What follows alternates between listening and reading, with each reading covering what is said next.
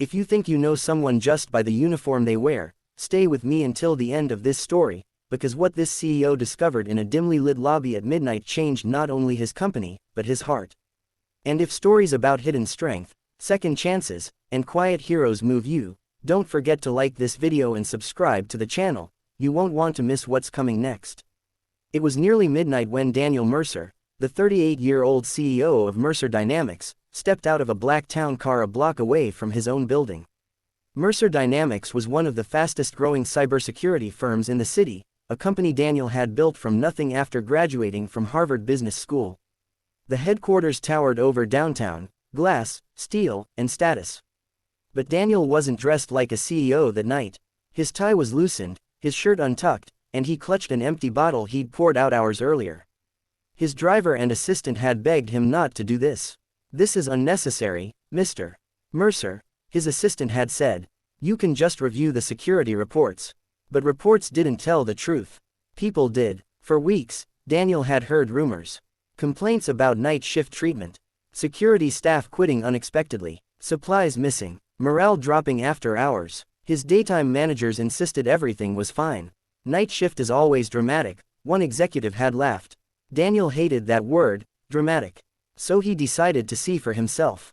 He stumbled toward the lobby doors, swaying slightly, rehearsing the part in his mind. A drunk executive who'd forgotten his access badge. If the security team followed protocol, they wouldn't let him in. If they treated him with respect, even better. If they mocked him or ignored policy, he would know. The sliding doors opened with a soft hum. Behind the desk sat a woman he didn't recognize. She was probably in her early 30s, dark hair pulled back neatly, posture straight despite the late hour. Her name tag read, Elena Cruz. She looked up calmly. "Good evening, sir. May I help you?" Daniel slurred his words just enough. "Lost my badge. I work here. Let me in." Her eyes flicked to the bottle, then back to his face. She didn't look annoyed. She didn't look afraid. She looked observant. "I'm sorry, sir," she said gently. "I can't grant access without proper identification. Do you have any ID on you?" He fumbled exaggeratedly through his pockets. "Come on. I know the CEO. Daniel Mercer. We're close." She didn't smile at the joke. "I'm sure you do, sir. But company policy requires verification. I can call a supervisor or arrange a ride home for you." Daniel leaned against the desk. "You think I'm drunk. I think you might not be safe to go upstairs alone," she replied evenly. There was no judgment in her tone. Just concern. He pushed harder. "You don't know who I am." She met his gaze directly. "You're someone who deserves to get home safely." That wasn't in the script he'd imagined. He sighed internally. Most guards would have either panicked or folded under pressure. She did neither. "I'll just sit here then," he muttered, sliding dramatically down the wall. Without hesitation, she came around the desk, keeping a respectful distance. "Sir, the floor is cold. Please sit in the lobby chair. I can get you some water." He let her guide him. She moved carefully, as if helping a family member rather than an inconvenience. As she returned with water, he studied her. There was a faint exhaustion in her eyes.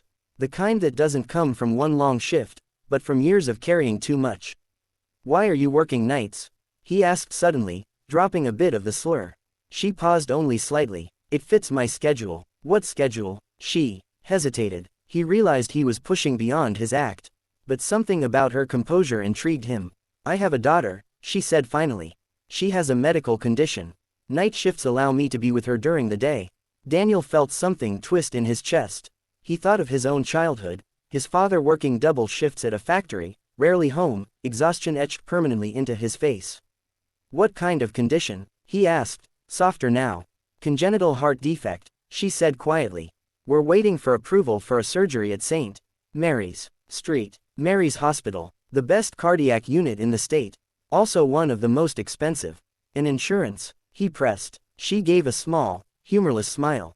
"Security contractors don't have the same coverage your corporate employees do." "Your corporate employees." The words hit harder than she intended. She didn't know who he was, but she knew the hierarchy. Daniel suddenly felt ashamed of the bottle in his hand.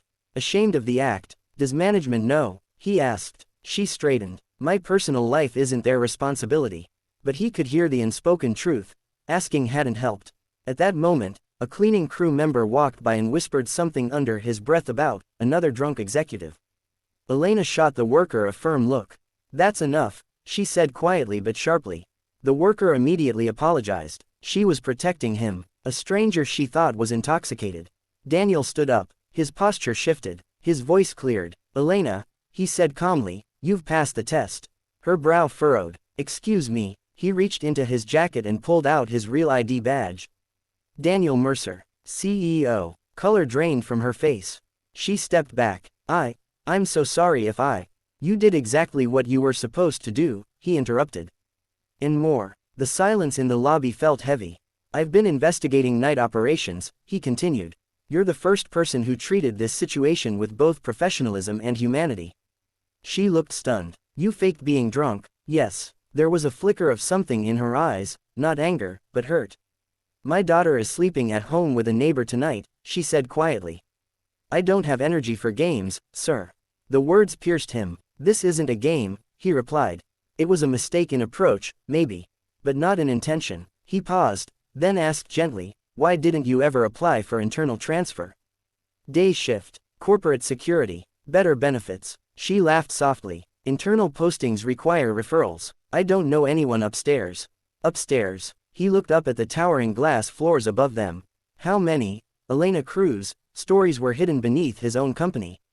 The next morning, the executive team walked into a boardroom expecting a routine meeting. Instead, they found Daniel waiting, with Elena seated beside him. There were whispers, confusion. Daniel began without preamble. "Last night, I conducted a live evaluation of our security operations." The HR director paled. "I discovered two things," Daniel continued. 1. Our policies are strong. 2. Our compassion is inconsistent. He told them about Elena's professionalism, her adherence to protocol, her defense of a supposedly drunk man's dignity. Then he told them about the contractor benefit gap. Silence filled the room. "We pride ourselves on protecting clients from digital threats," Daniel said. "But we're ignoring real human vulnerability inside our own walls." He turned to Elena. "With your permission, I'd like to make some changes." She nodded slowly, overwhelmed. Within a month, Mercer Dynamics restructured its security contracts. Full healthcare benefits were extended to all long-term security staff. A scholarship fund was created for employees' children facing medical crises.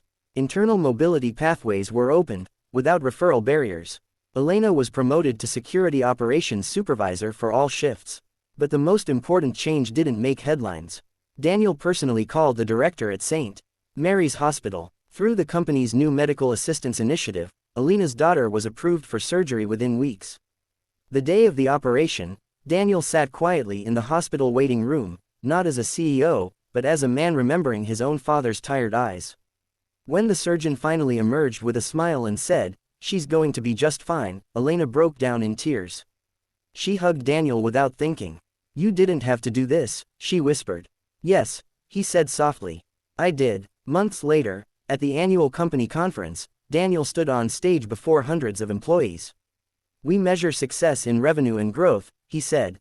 "But real success is measured in the lives we impact when no one is watching." He invited Elena onto the stage. The applause was thunderous. But what moved the audience most wasn't her title. It was when a little girl with a thin scar down her chest walked out and waved shyly. That scar was proof of survival, of compassion, of a company that finally understood its own mission. Daniel looked out at his employees. "Never assume the value of someone based on their position," he said. "The strongest pillars of this company don't sit in corner offices. Sometimes they sit behind security desks at midnight." If this story reminded you that kindness and leadership go hand in hand, take a moment to like this video and subscribe to the channel. Because stories like Elena's deserve to be heard, and there are so many more hidden heroes out there. And remember, the next time you walk past someone in a uniform, look twice. You might be standing in the presence of extraordinary strength.